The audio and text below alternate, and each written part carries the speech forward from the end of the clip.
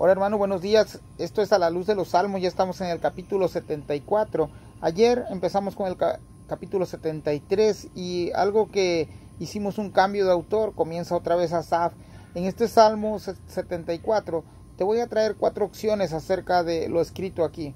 La primera opción, algunos comentaristas señalan que pudiera tratarse de otro Asaf y no del Asaf del tiempo de David y Salomón. Esa es la primera opción. Otros dicen que pudiera tratarse del mismo Asaf, el cantautor y músico del tiempo de David y Salomón, pero es un salmo profético. Eso es lo que dice la segunda opción. La tercera opción, hay quienes también dicen que podría tratarse de la descendencia de Asaf, o sea, los hijos de Asaf, ya que esto también es mencionado en Segunda de Crónicas 35:15. Dice que los cantores, hijos de Asaf, estaban en sus puestos por mandatos de David. Y la cuarta opción que traigo es que en el primer libro de Samuel, en el capítulo 4, el pueblo de Dios se enfrentó con los filisteos y sufren una de las derrotas más dolorosas y vergonzosas de su historia. Esto pudiera encajar en este salmo, y que Asaf, el Asaf del tiempo de David y Salomón, haya recordado este episodio para traernos una enseñanza. De hecho, en el encabezado dice masquil de Asaf, y eso es lo que se traduce como enseñanza o una directriz acerca de Asaf a nuestro tiempo. Y esa es la opción que pienso que es la más viable, del tiempo de Asaf, recordando los tiempos de derrota de primera de Samuel, cuando el líder, el sumo sacerdote, y se encuentra en aquella derrota y los enemigos, los filisteos, hacen estragos dentro del santuario y se llevan hasta el arca del pacto. Entonces vamos a estar estudiando este pasaje y vamos a leer así: ¿por qué, oh Dios, nos has desechado para siempre? ¿Por qué se has encendido tu furor contra las ovejas de tu prado? Ese es el versículo 1, y le he puesto del 1 en adelante, le he puesto la profanación del santuario. Y aquí el salmista Asaf está considerando, o se está mirando a sí mismo, que Dios los ha desechado, que Dios los ha abandonado, y describe a un Dios con furor. Eso es muy interesante, porque si tú te das cuenta, pudiéramos considerar las primeras dos preguntas como un hombre ateo, o también pudiéramos considerar las dos preguntas como un hombre que ruega y suplica a Dios. Y creo que esta es la postura de Asaf. Está suplicando por la bondad de Dios, está suplicando por la salvación de Dios, está suplicando que Dios no los deseche, como dice el texto. Aunque Asaf vivió tiempos muy prósperos en los reinados de David y Salomón, fue un hombre que también sufrió en ocasiones dificultades. Vimos en el Salmo 73 cómo Asaf fue tentado a la envidia, cómo Asaf en un tiempo le dijo al Señor: ¿por qué los impíos son prosperados y parece que los que nos portamos justamente no lo somos? Y Asaf termina y concluye que él tuvo envidia de los arrogantes, viendo la prosperidad de los impíos, dice el capítulo 73, del versículo 3. El problema es que muchas veces nosotros pensamos de esta manera como Asaf. Nuestra dificultad a veces no es lo material, sino en lo intelectual o en lo espiritual. Pensamos que porque somos hijos de Dios Dios debe de bendecirnos en lo económico y en lo material. Lo triste es que vemos al pueblo de Israel también muchas veces pasando dificultades, y es cuando más y más y más busca de Dios. Y cuando hay prosperidad, vemos a ese mismo pueblo alejarse del Señor, retirarse, darle la espalda al Señor, y eso nos ocurre muchas veces a nosotros. Eso nos pasa muy seguido. Cuando somos prósperos, somos tentados a ser arrogantes, a humillar a los débiles, a subajar a los que están por debajo de nosotros. Y el Señor muchas veces sabe por qué nos da y por qué no nos da las cosas. Él se ha considerado aquí en este primer versículo como ovejas de su prado, y Dios como un pueblo que Dios ha redimido. Mira que dice el versículo 2. La oración de Asaf muestra a un Dios que los ha desechado. Pero ahora mira el versículo 2 que dice: acuérdate de tu congregación, los que adquiriste desde tiempos antiguos, los que redimiste para hacerla la tribu de tu herencia, este monte de Sión donde has habitado. ¿Podrías orar tú así al Señor? En tu aflicción has dicho al Señor: Señor, nosotros somos ovejas de tu prado. Señor, tú nos has adquirido desde antes de la antigüedad. Vamos a hacer un contraste con este versículo 2. Por ejemplo, Israel fue adquirido, dice aquí, de la esclavitud de los egipcios. Nosotros fuimos adquiridos a precio de sangre. Primera de Pedro 1:18 nos dice eso.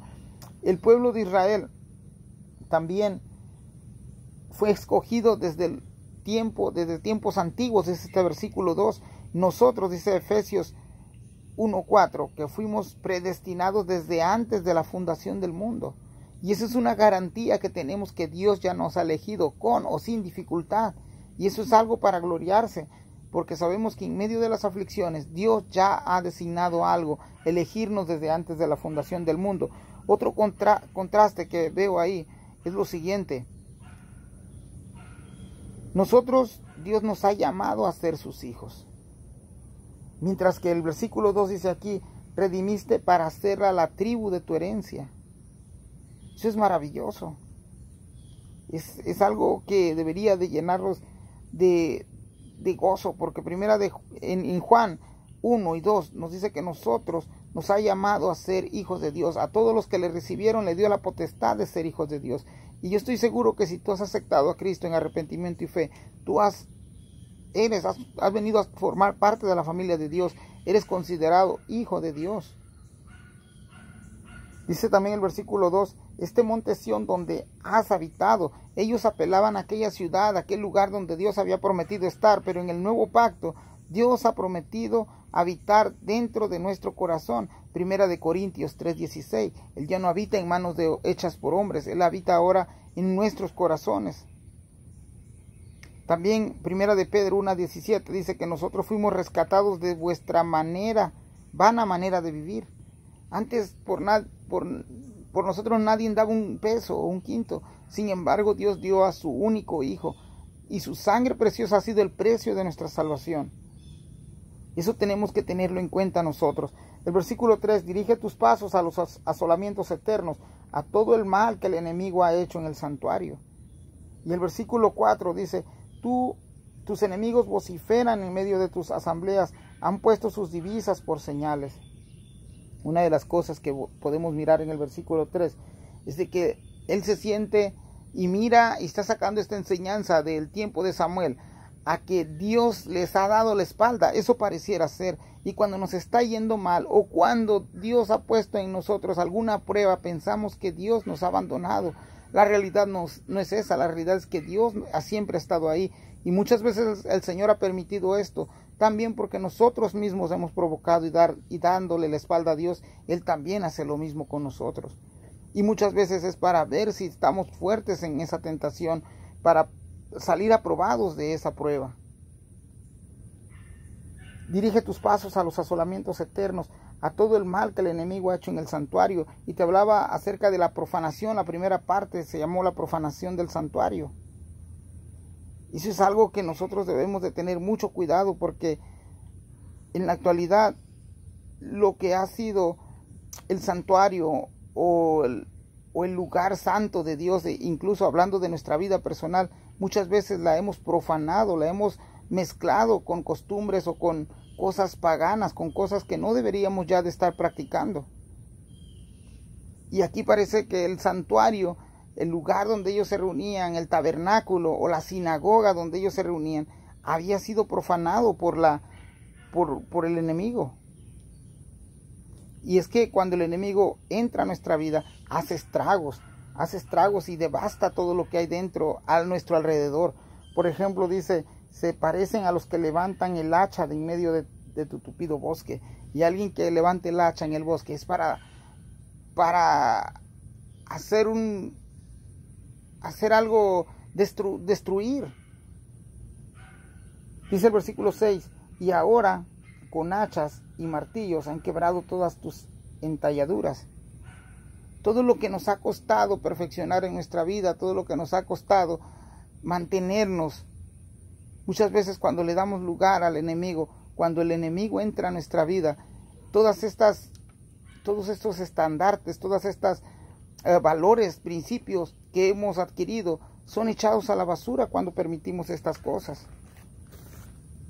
Dice el versículo 7, Han puesto a fuego tu santuario, han profanado el tabernáculo de tu nombre, echando a la tierra. Y es que esto lo vemos cuando también damos lugar a aquellas personas que se meten, se introducen dentro de la iglesia y traen malas enseñanzas, traen malas interpretaciones acerca de la Biblia y van llevando al pueblo por un camino equivocado, por un camino errado. Y eso es lo que hacen también los enemigos. Se inmiscuyen dentro del grupo, disfrazándose como ovejas o como pastores, pero al final ellos quieren corromper al grupo de ovejas, quieren dispersarlos, quieren destruirlos. Dice el versículo 8, dijeron en su corazón, destruyámoslos de una vez, han quemado todas las sinagogas de Dios en la tierra. Y eso es algo que muchas veces nosotros lo hemos visto y lo hemos vivido ya en carne propia. Hemos visto a iglesias que se están dividiendo, a iglesias que están cerrando, malos pastores, malos líderes, malos sacerdotes, malos ministros. Las personas se están quedando sin amor por falta de liderazgo, por falta de integridad en la vida de los líderes, en nuestras vidas, incluso como cristianos, como creyentes, porque también aplica a nosotros. Dios nos ha llamado a ser reyes y sacerdotes también, no solamente de nuestra familia, de nuestra vida, sino que alrededor nuestro, a nuestro entorno. Charles Spurgeon comentó acerca de estos versículos y dijo, así como un judío sentía horror al ver el emblema idólatra puesto en el lugar santo, así nosotros debemos de horrorizarnos cuando una iglesia protestante vemos las sandeces de Roma, cuando de los púlpitos anteriormente ocupados por hombres de Dios escuchamos filosofías y engaños falsos. Y hoy la iglesia, muchas de las iglesias se ha dejado de estar predicando, se ha dejado de estar instruyendo, se ha dejado de estar discipulando. Nos hemos convertido en el hazmerreír de muchas personas. Debemos de volver a leer las escrituras, debemos de volver a orar, a decirle al Señor que dirija nuestra vida, como clamaba aquí Asaf. ¿Por qué, oh Dios, nos has desechado para siempre? ¿Por qué se ha encendido tu furor contra las ovejas de tu prado? Algo hay que no estamos haciendo bien. Del versículo 9 al versículo 11 lo he titulado La ausencia de Dios. Y en 1 Samuel 3:11, vayamos ahí rápidamente, te estoy dando citas y no las estoy buscando porque las traigo escritas, pero si puedes ir conmigo ahí a 1 Samuel 3:1, dice así: el joven Samuel ministraba a Jehová en presencia de Elí, y la palabra de Jehová escaseaba en aquellos días, no había visión con frecuencia. Y es que cuando hay ausencia de Dios, cuando hay ausencia en la vida de un hombre, cuando está ausente la presencia de Dios, esto se vuelve, como nos dice el versículo 9, 10 y 11. Dice, no vemos ya nuestras señales, no hay más profetas, ni entre nosotros hay quien sepa hasta cuándo. Dios mismo había retirado estas señales ya.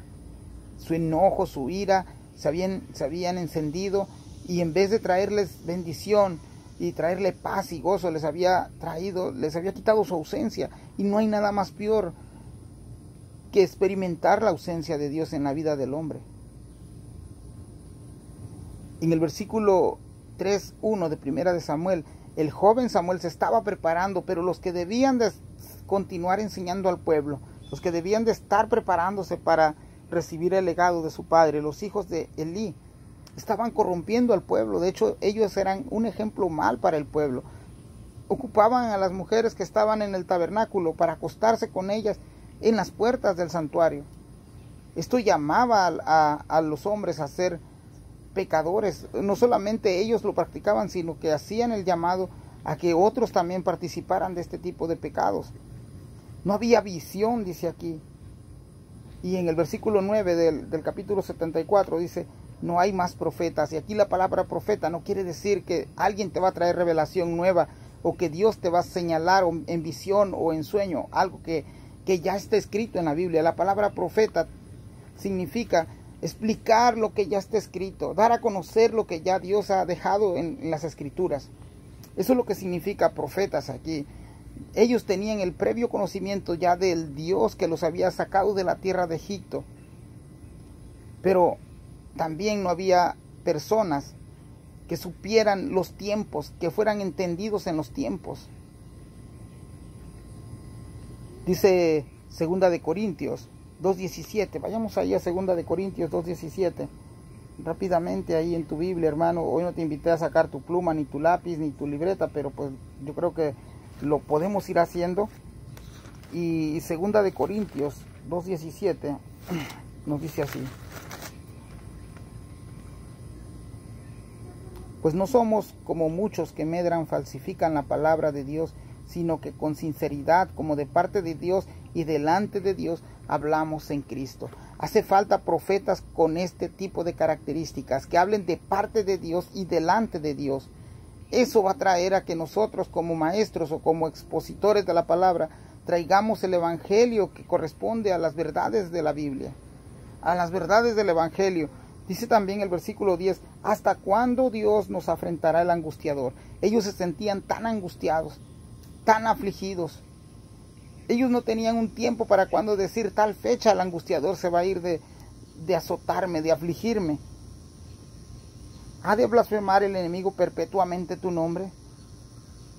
Y eso es lo que pasa cuando dejamos que nuestros pecados que nos dominen. Muchas veces hacemos blasfemar el nombre de Dios con nuestros actos. Otras personas lo hacen. Dice el 11, ¿por qué retraes tu mano? ¿Por qué escondes tu diestra de tu seno? Ellos se sentían que Dios los había abandonado ya, que Dios los había ya dejado a su suerte. Mas sin embargo vemos el ruego y la súplica de Asaf por ese Dios que también le dice, acuérdate de tu congregación. Y el versículo 3 dice, dirige tus pasos a los asolamientos eternos. En otras palabras, Señor, vuélvete a nosotros. Y es lo que muchas veces nosotros debemos estar haciendo continuamente, decirle al Señor, vuélvete a nosotros, Señor. Hemos pecado. Y déjame decirte, hablarte de estos 3 versículos, de lo que estoy hablando, del versículo 9 al 11, es que nos faltan maestros que nos inviten, nos animen a leer y a meditar en la palabra de Dios. Nos falta valorar la palabra de Dios. Nos falta maestros que nos traigan a la luz lo que Dios espera de nosotros, lo que Dios traerá a este mundo, lo que Dios ofrece al pecador y la vida que nos espera en ese momento de ser transformados. Que día a día nos parezcamos más a la estatura de Cristo Jesús, que conozcamos más de su palabra. Vayamos a Colosenses 2:8 y mira lo que dice según Colosenses 2:8. Ya en el Nuevo Testamento, ahí Colosenses 2:8.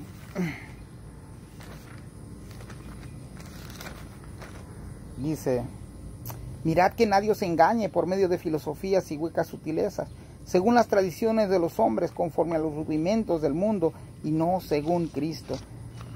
Hermanos, la iglesia está llamada a transformar vidas. La iglesia está llamada a predicar el evangelio de Dios. La iglesia está predicada a traer salvación a aquel que está perdido. La iglesia está llamada también a llamar al cautivo del pecado. Aquellos que rechazan la palabra de Dios deben de escuchar las bondades y la gracia de nuestro Señor Jesucristo. Vayamos ahí también al versículo 12 en adelante. Y a esto le he puesto la majestad y el poder de Dios. Y Asaf ahora trae a nuestra aplicación, trae todo el conocimiento acerca de Dios, todo el conocimiento que Dios es, lo que Dios es. Dice el versículo 12, pero Dios es mi rey. Escucha esta declaración del versículo 12 al 17.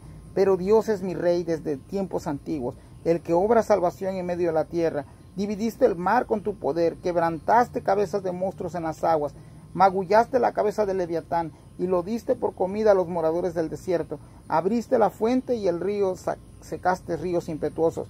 Tuyo es el día, tuya también es la noche, tú estableciste la luna y el sol. Tú fijaste los términos de la tierra, en verano y el invierno tú los formaste. Y lo he resumido en las siguientes frases. El reinado de Dios es desde la eternidad y para siempre. El Dios es el que trae salvación. El poder de Dios sobre la naturaleza, sobre los grandes monstruos. El proveedor de vida, dueño del día y de la noche, diseñador y regidor de la tierra. Las estaciones del año se sujetan a lo establecido por Dios. ¿Qué otro Dios podemos encontrar fuera de Él? Honestamente, a nadie. Y Dios, como te he dicho en videos anteriores, le ha placido, le ha complacido toda su deidad depositarla en la persona de Cristo Jesús.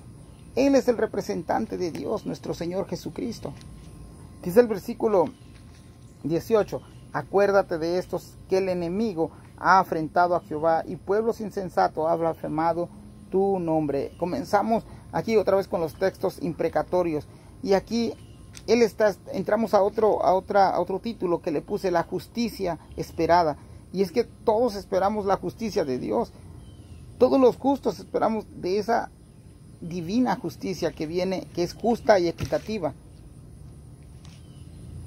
Y al Señor le está diciendo, oye Señor, estos pueblos blasfeman contra ti.